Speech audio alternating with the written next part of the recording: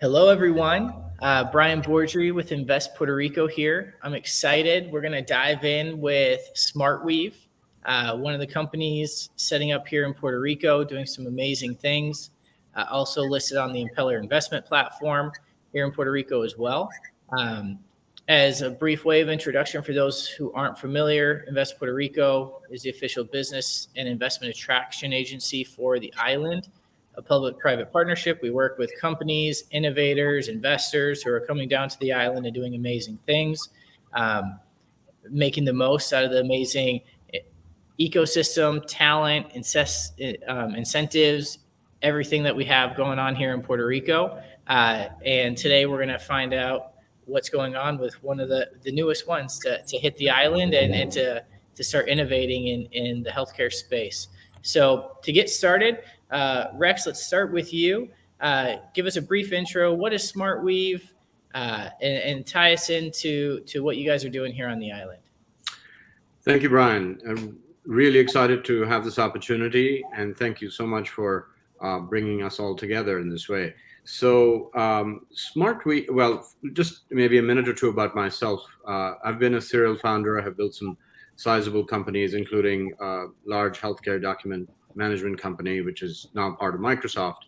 But some years ago, in the wake of some personal tragedies where I had some family members who had bad outcomes from soft tissue implants, I started thinking about a lot about this area that SmartWeave is now building in, we started innovating solutions or with a kind of clean slate approach to reimagine how implants could work or should work in this new world, where increasingly you have technologies like AI and 3D printing and synthetic biology, which frankly didn't exist even in the same level several years ago, and certainly are going to be taking exponential leaps over the next several years.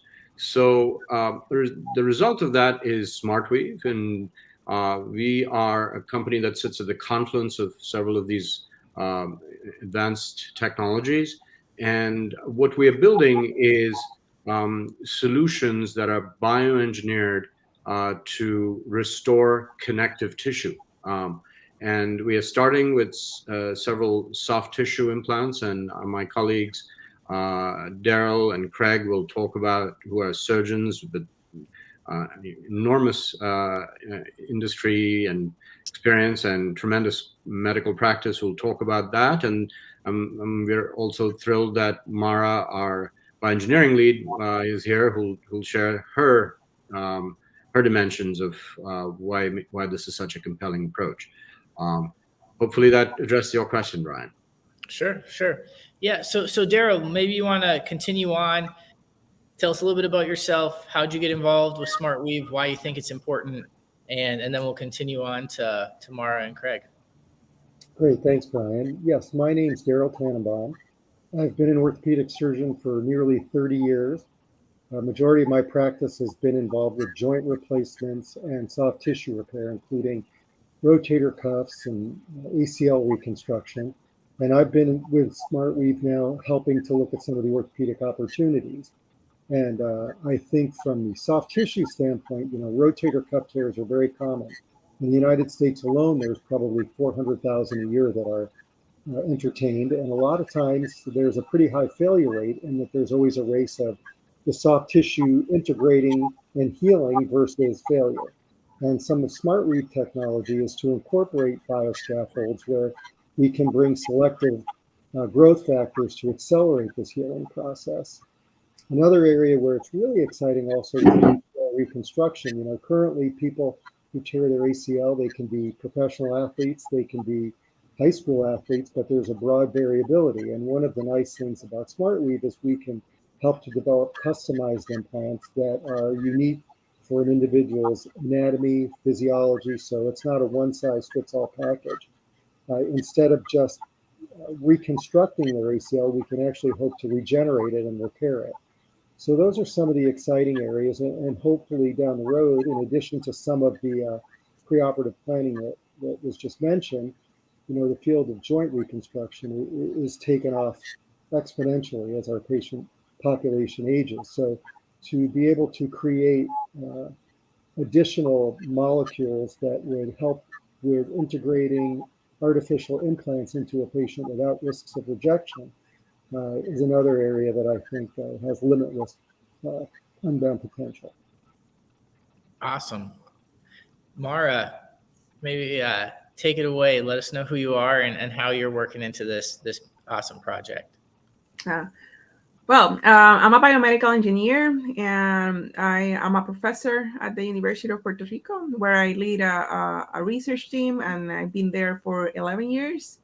My area of expertise is the development of biomaterials and technologies for cell-based assays. And I've been collaborating with SmartWeave for the past year in their area of bioengineering, the bioengineering division. And we seek to address some of the challenges associated with the biocompatibility and poor tissue integration of biomedical implants by taking a multi-dimensional approach to the problem, in which we envision that through alterations to the properties of the materials, whether the surface chemistry and their mechanical properties or a combination of both, can do a better job in terms of promoting more tissue healing and more tissue integration and downregulation of inflammation.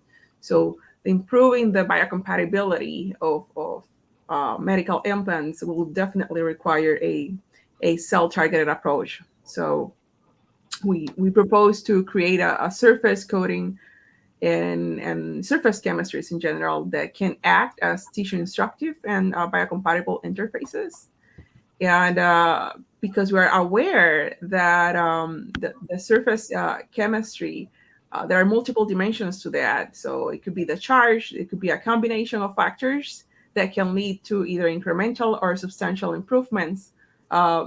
We seek to employ then artificial intelligence methods in a way that we can then identify optimal combinations. So we have an informed way to address that problem before we go to testing into animal models. So awesome. There's a lot that goes in, but we'll continue unpacking. Craig, help us understand a little bit about you and how you got involved and what you're excited about. Sure. My name is Craig Commenter, and I'm a professor of urology and of urogynecology at Stanford. And Daryl and I joined very close to each other. Having met in 1985, we've been collaborating for nearly 38 years on friendship, and now it's our first professional collaboration together. So it's just such an honor to work with such a great team. For 30 years, I've been trained to first do no harm, and I take care of women with urinary incontinence and vaginal prolapse, and 90% of the time we make them better, but 10% of the time we do some harm by using synthetic material that is a one-size-fits-all. And as Raj said, SmartWeave aims to restore connective tissue through bioengineering, and that's what we do as surgeons. We restore connective tissue. And ultimately, while I see urology as a small part of the SmartWeave universe, I see it as a huge beneficiary of the SmartWeave technology. Instead of one size fits all, which is often one size fits none, we have the potential to improve efficacy and safety and deliver a point of care, uniquely designed implant that is individualized for the patient's anatomy and physiology, bioengineered to be the most compatible and be superior with efficacy and safety compared to what we currently use. So I'm just excited that we can have now a major improvement of a field that's become a little bit stagnant over the last 2 decades. Yeah, I was going to say that I feel like that's something that we totally need in the world, in the medical and healthcare space. Is one size fits all doesn't really work because obviously there's so much diversity in the world. In humans and everything. So I think it's great. I mean, in other aspects of technology, we've been seeing for decades now, whether it's online advertising or anything else, it gets very specialized to the user. But at times it seems like our health has been kind of neglected and just shoved into a more of a archaic or bureaucratic system that's not really helping everyone at the individual level. So I just think that's really cool, even if I probably only understand like 70% of some of the things, but I do know the importance, and that's one of the most important things as well in the world today. And we have the technologies to do this sort of thing. So I think it's great when teams can come together like this to hopefully tackle and solve a lot of issues that really shouldn't be issues. So let's circle back to, we have a baseline of SmartWeave from a more technical medical standpoint. So let's jump into SmartWeave, like as a company. What's it actually look like? Maybe you could say you're creating a platform for connective tissue and other things. So Rex, maybe if you want to just take us a little bit further into what that looks like as a company and what we can expect you guys to be working on, producing, and what that looks moving forward, where it would actually apply to a regular person and not just someone like you guys who are in it from behind the scenes. Oh, thanks, Brian. So the roadmap question that you just asked has us providing three kinds of offerings. And all of my colleagues have touched on these. One of the first pieces we are rolling out internally for our own use, but also for potential other clients, is pre-surgical planning tools. Increasingly, when you have a complex surgery, such as some of the revision surgeries that Daryl manages, or the more complex cases around prolapse, perhaps, that Craig might be doing on a very regular basis. In those sorts of situations, and frankly, so many other surgeries, you have an acute need for much better ways to do the planning and the pre-surgical planning, because that can really help reduce errors and so on. And we need to do that ourselves for the technologies and how our technologies will map into towards personalized medicine, as we've just been discussing. But we intend to also offer that to some external clients. In addition to that pre-surgical planning, which allows us to take a patient and through a set of imaging, be able to very precisely locate where an implant should be, what the sort of nature and contours of what that implant might be, how it should interface with some of the existing comorbidities of the patient. So from those, and as you might expect, that would be helpful in any of the modalities we've discussed. But from there, we also intend to then be able to offer devices for particular subspecialties and treatments. So we've heard from Daryl talk about ACL repair. I mean, sports medicine is an enormous dynamic field. So we may well have implants that we ourselves offer in that arena, and some of these we'll take through a full regulatory process. Others we will partner with others in that process. And that partnership term is really critical to our roadmap because we envisage really a bundle that we call SmartWeave Inside. And that bundle comprises some of the proprietary designs that we're working on that Mara alluded to, some of the sort of morphologies and different types of geometries and intricacies of the devices themselves that we have patented, and then extends all the way through some of the AI algorithms that we are and we will be leveraging to enable that sort of personalization and being tailored to a particular patient's anatomy and physiology. And then all the way to the sort of 3D printing and bioprinting kinds of techniques we expect to integrate with the material and the bioengineered solutions, so that in fact it can be an implant on demand almost. And that again is a huge innovation in so many of these industries. There have been supply chain issues and so on. And if you can have an implant and design on demand that's been printed close to a hospital or an OR, that again can be a substantial leap forward. So that's really the roadmap, going through that three offerings where pre-surgical planning, some implants that we deliver ourselves to the market, and then partnering with many other medical device companies and distribution companies and even hospital systems to bring SmartWeave inside their own offerings. And so that's really what we have going forward, Brian. Okay, so a couple questions. One, obviously you have your three different focuses. We heard from Mara and others. So there's the material science aspect of things. There's 3D printing, so you can be, like you said, close to a hospital and other things like that. What other types of technologies or innovations are you guys using that aren't currently being used widely in healthcare?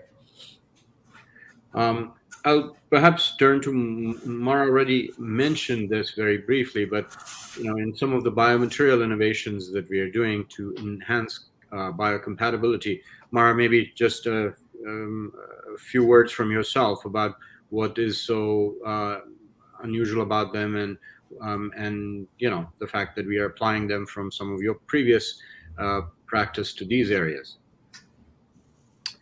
Well, in terms of chemistry, we're looking at chemistries that can be cell instructive. So that means that the chemistries can deliver factors, but will reprogram cells. So that means if when the cells become in contact with the surfaces, they will not react in the same way as the cells will behave in the presence of an uncoated surface.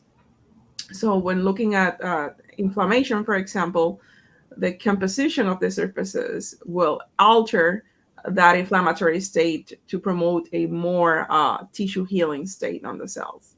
And that, from the patient's perspective, is very important and can be significant, because not having an early onset of inflammation can definitely reduce complications, secondary effects, and can lead to less complications down the road.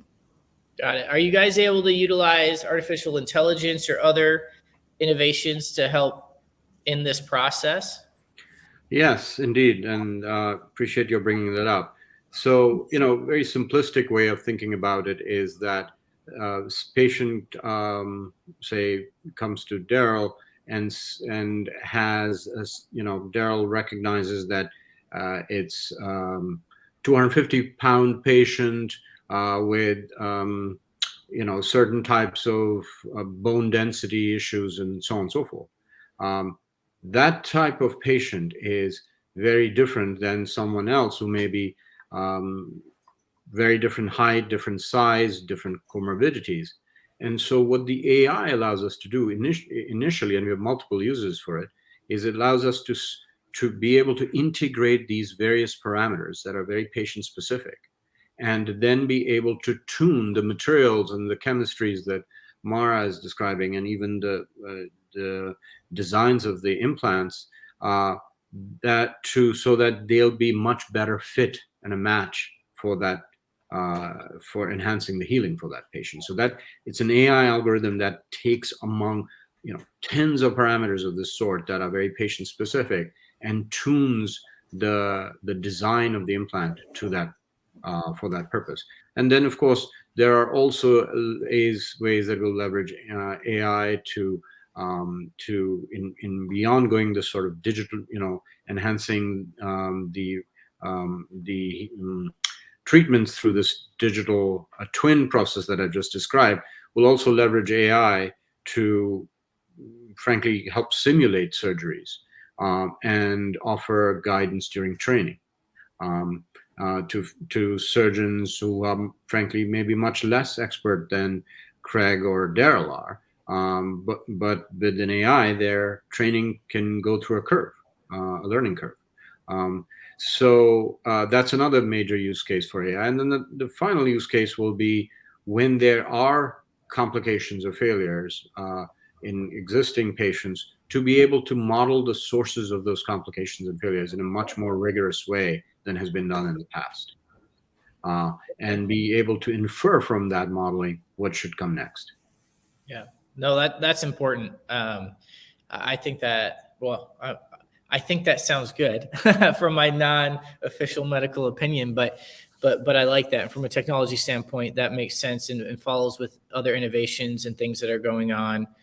Even race car drivers today use simulators. Almost every professional race car driver does simulators because they've gotten so good. So they're not using all the gas. They have less risk of crashing, things like that. Even when you get into blockchain and metaverses, and like you talk about a digital twin, it's cool to see that in such a useful, important way in someone's life. I'm excited to see where things go in the future with that. So I want to dive a little bit more into the business.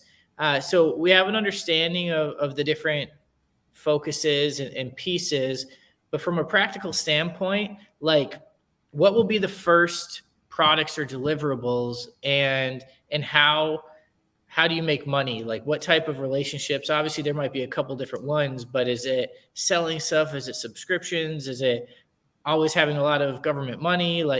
How's this stay sustainable? Yeah, no, essential questions. Absolutely. So the first piece, as I said, the products around pre-surgical planning, they're services we offer for revenue to other companies that we'll be working with, and there's revenues attached to them. But other than SmartWeave, other companies are in that industry too. We'll just, of course, bring our special sauce from all the kinds of modeling that we are able to extend, not just anatomical modeling, but also biochemical modeling, as you've just heard. So we believe there's a sizable market for those solutions in themselves, which will start to generate cash flow on a fast track. The second piece, because they don't require us to deliver a device or take it through a regulatory cycle and so on and so forth. It's selling software or selling solutions. So it is obviously a much faster track to revenue and monetization. The second part is what I referred to as SmartWeave Inside earlier, which is that we are building in all the areas that we've just been discussing, orthopedics, urology to begin with, and then other areas. We are building a bundle of intellectual property, smarts, which is why we call ourselves SmartWeave, and all the elements of the biochemical formulations, the proprietary aspects of how implants should be to a particular patient. And so we're building that bundle of which we call SmartWeave Inside, and including, of course, regulatory guidance. That bundle, along with some of the data sets that we are generating, will be very valuable to several device companies who will become our customers, and some other distribution powerhouses who want to move into these industries, and because it'll give them effectively a recipe for generating value from the series of SmartWeave innovation. So that's a second major source of revenue for us. And then third revenue source, of course, will be there will be certain implants and certain drug delivery systems that we will bring to market ourselves using our own tech. And obviously that's maybe a somewhat longer process, but it'll clearly generate very large revenues. Got it. So I want to circle back as we get close to wrapping up. And just for anyone who's watching this, if you haven't already looked, they have lots of information, both about the company and everything on their website, and also from a company standpoint and potential investment standpoint on the Impeller investment platform, which we'll have linked to in association with this. Just in case you're jumping into this for the first time, there's other information you'll be able to jump into. So Craig and Daryl, how is it you guys are actively practicing, have been practicing for decades? How is SmartWeave going to change your day-to-day, and what does that look like? Like how will your day-to-day life as surgeons and medical professionals change? And what's that look like? What help us understand that? Craig, let's start with you. Okay, so I mean, everything Raj and Daryl and Mara said is so exciting to me because in my day-to-day practice, pre-surgical planning is you need surgery, and we have a device for it. And artificial intelligence will replace what I've done for 25 years, which is saying, wow, it looks like smoking is a risk factor for erosion. That doesn't mean we won't do it in a smoker or an obese person or a diabetic. We just know that there's a higher failure rate. But if we had the ability to modify that, almost every day I walk out of surgery saying, I wish it were a little wider, a little longer, a little tighter. I wish it lied flatter. What if we could reduce the inflammation around the implant? So all of this wish list can be accomplished with literal preoperative planning and individualized creation of a device, because there's what we call the index patient. That's a theoretical patient who is 70 kilograms and 5'8". And that patient rarely exists. So from preoperative to design to anti-inflammatory, and I'll defer to Daryl for the actual excitement of regenerative medicine, this would change everything in what I do surgically. Cool. But it won't put you out of a job, right? No, it won't. It'll just allow us to do better at what we do every day. Awesome. I love that. Daryl, what about you? Yeah, I can't stress enough everything he said. The one thing that I find as an orthopedic surgeon, most of what I do, it's not life-threatening surgery, it's about lifestyle. So for me, it's exciting because it will allow me to get people back to doing what they want to do sooner. So if someone tears, for example, their rotator cuff, it's typically 6 weeks in a sling where they can't use their arms, 6 weeks to get their motion back, 6 weeks to get their strength back, 4 to 6 months type of recovery. So if we can develop biocomposite materials that take that time and cut it in half, that's really exciting because that's what people want. A professional athlete who tears their ACL, their Achilles tendon, it's a 1 to 2 year recovery, 1 year at least.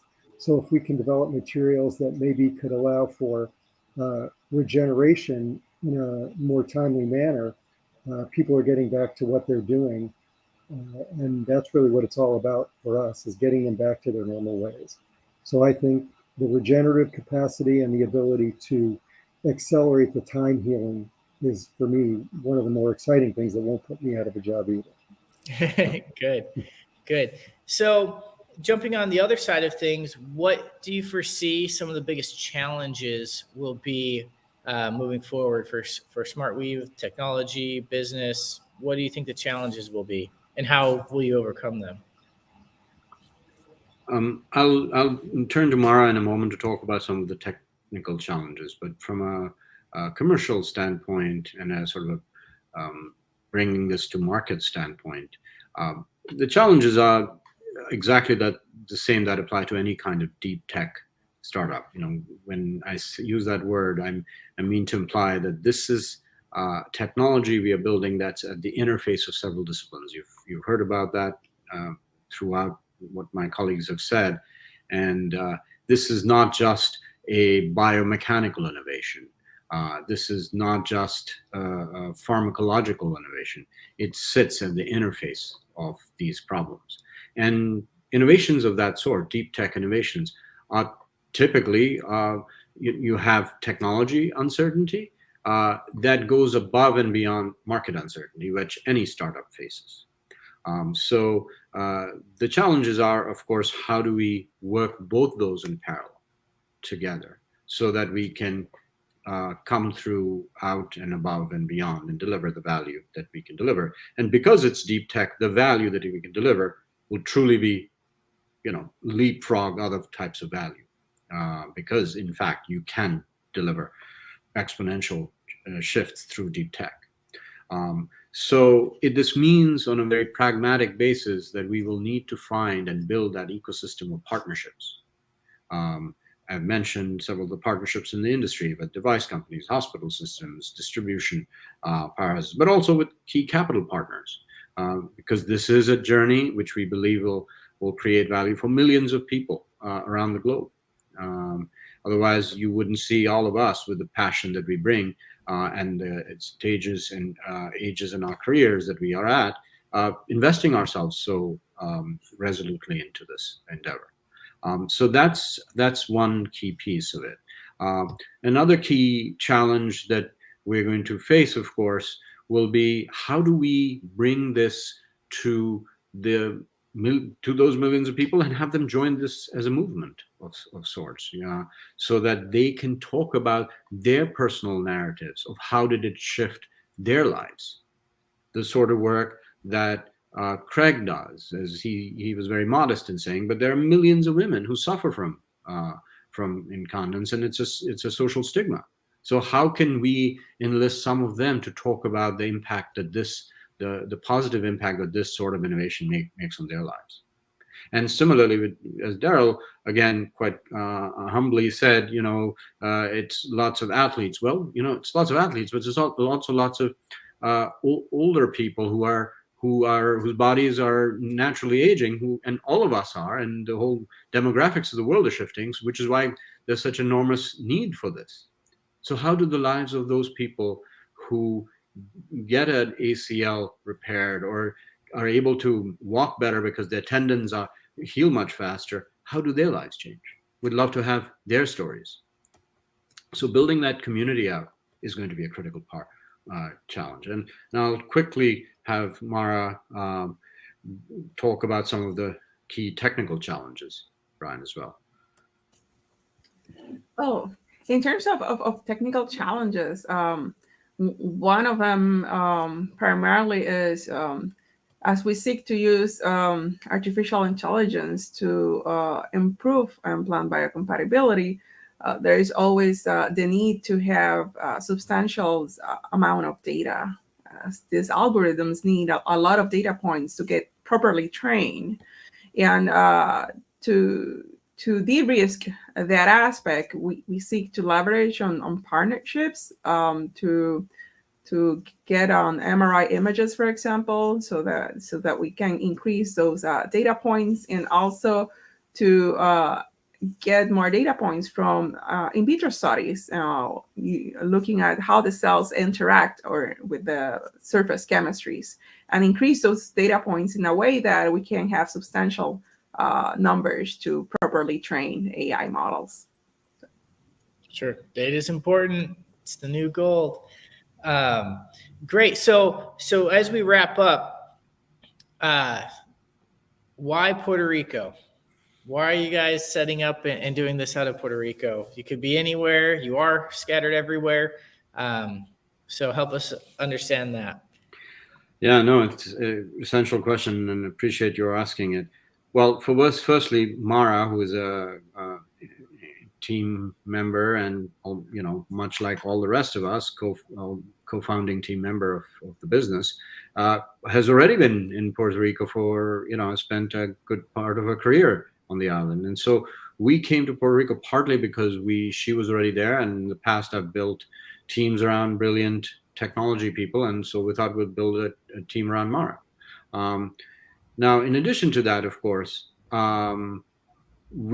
are natural advantages that Puerto Rico has. Brian, you know that as well as anyone, whether it's the favorable incentives and structure that the island has set up to attract innovative companies like ours, and of course, the decades of experience that the island brings in those kinds of areas that we are working in. There's good reason why to come to a place which produces 50 to 60% of the country's medical devices in the United States, or has some of the major pharma companies as its manufacturing base. So certainly there's skill sets here, talent pools here that, in our view, are undervalued or underappreciated, and we intend to bring them to that world-class status. And that's a last but very important point too. And again, in my career, I've often made bets on parts of the world, on under recognized talent pools, and had great success with those. So in that sense, it's very much a bet that that the value that the island has can actually deliver a disproportionate return to shareholders, and ultimately also contribute to development, because it's a fantastic part of the country. I've enjoyed my time there every time I come, and would love to see it be much more developed, and frankly at the same place as Palo Alto, where Craig works, or Boston, where I work. Otherwise, in terms of the relative appreciation of its place within the United States. Great.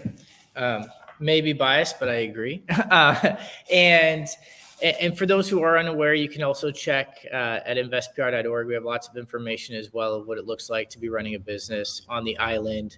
A lot of the incentives that are involved, especially for companies that are doing research and development, need to tap into highly trained talent pools, that sort of thing. Thank you, everyone, for your time.